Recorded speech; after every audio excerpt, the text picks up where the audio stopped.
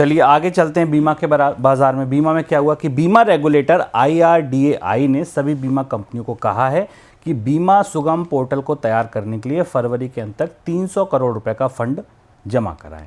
इस पोर्टल के जरिए बीमा की खरीद और बिक्री की सेवा दी जाएगी। देश में बीमा की पहुंच बढ़ाने के लिए आसानी होगी। ऐसा पता चला है कि हाल में बीमा इंडस्ट्री और रेगुलेटर के बीच बातचीत के लिए 2 दिन का बीमा मंथन कार्यक्रम हुआ और उसी कार्यक्रम के दौरान रेगुलेटर की तरफ से बीमा कंपनियों को ये निर्देश दिया गया है। तो सर इसमें निर्देश क्यों देना पड़ रहा है, ये पिछड़ क्यों रहा है बीमा सुगम? अगर आप देखिए तो ये तो अच्छी चीज़ थी कि एक वेबसाइट पर आपको सारी कंपनियों का बीमा मिल जाएगा, आसानी से आप उसमें कंपेयर कर पाएंगे। ये तो मतलब भला काम था, अच्छा काम था, फिर ये क्यों पिछड़ रहा है? ये कहानी तो अभी शुरू ही नहीं हो सकी। बीमा सुगम क्या है? बीमा सुगम एक तरीके का एक्सचेंज है, एक तरीके का ओपन मार्केट है जहां से आप किसी भी बीमा पॉलिसी को खरीद सकते हैं, लगभग उसी तरह से जैसे कि आप अमेज़ॉन पर, फ्लिपकार्ट पर या बाकी जगह जाकर कोई सामान खरीदते हैं।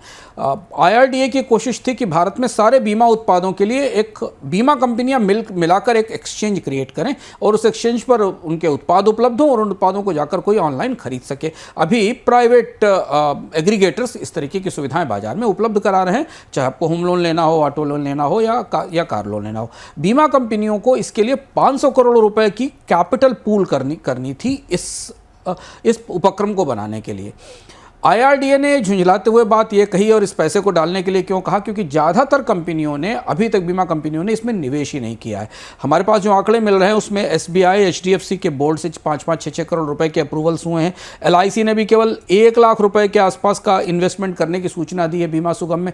तो ये बीमा सुगम अभी शुरू ही नहीं हो सका। ये जो मार्केट प्लेस बनाया जाना था बीमा का, उसे अभी लॉन्च ही नहीं किया जा सका और इसलिए IRDA ने बीमा कंपनियों से कहा है कि वो फरवरी के अंत तक, यानी अगले कुछ दिनों में अगले 2 हफ्तों के भीतर से चालू करने के लिए इसमें 300 करोड़ रुपए का निवेश करें। इसे पिछले साल शुरू होना था।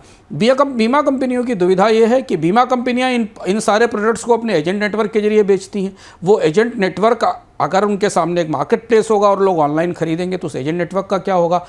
बीमा कंपनियां बैंक एश्योरेंस के जरिए बेच रही हैं क्योंकि बैंकों के साथ उनके अनुबंध हैं, जिन अनुबंधों के जरिए वो बीमा बेचा जाता है। उसमें कई जगह मिस सेलिंग भी होती है।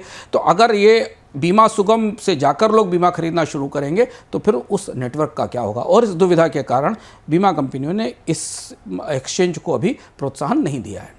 तो सर फिर बीमा एजेंटों का, लेकिन बड़ा इस पे सवाल यही है मेरा एक मन में कि बीमा एजेंटों का क्या होगा? ये जो 25 लाख 30 लाख बीमा एजेंट पूरे देश में है, अगर ये यहाँ से बिकने लगेगा तो ये लोग, इन पर तो बड़ा असर पड़ेगा। हाँ, यही दुविधा है बीमा कंपनियों की। अब इसमें असमंजस है कि IRDA को लगता है कि बीमा एजेंटों के जरिए बीमा की मिस सेलिंग की जा रही है। बीमा एजेंट आपको गलत उत्पाद बेचता है, आपके ज़रूरत के मुताबिक जो प्रोडक्ट हैं वो आपको नहीं मिलते। बल्कि शिकायतें ये हैं कि बैंकों के जरिए जो बेचा जा रहा है, वहाँ बैंकों में FD कराने के बदले बीमा के प्रोडक्ट बेचे जाते हैं। तो इसलिए इसको किसी सामान्य सर्विस की तरह या उत्पाद के तरह एक मार्केट प्लेस पर डाल दिया जाए और लोग अपनी जानकारी के हिसाब से बीमा खरीदना शुरू करें। बीमा कंपनियों का कहना है कि बीमा आग्रह की विषय वस्तु है, जो कि बीमा का विज्ञापन है। बीमा समझाने की ज़रूरत है, बीमा लोगों को कन्विंस करने की ज़रूरत है, तब वो खरीदते हैं। और अगर हम ऐसा करेंगे तो हमारे एजेंट्स का पूरा जो नेटवर्क है वो डिमोरलाइज होगा, वो हतोत्साहित होगा। तो इसलिए ये पूरा इनिशिएटिव बीच में फंस गया है। लेकिन अभी जो आज रुख दिखाई दिया जो IRDA का, वो सामान्य से थोड़ा ज़्यादा सख्त है। तो अगले कुछ हफ्तों में हमें पता चलेगा कि बीमा सुगम दरअसल शुरू हो भी पाया या नहीं।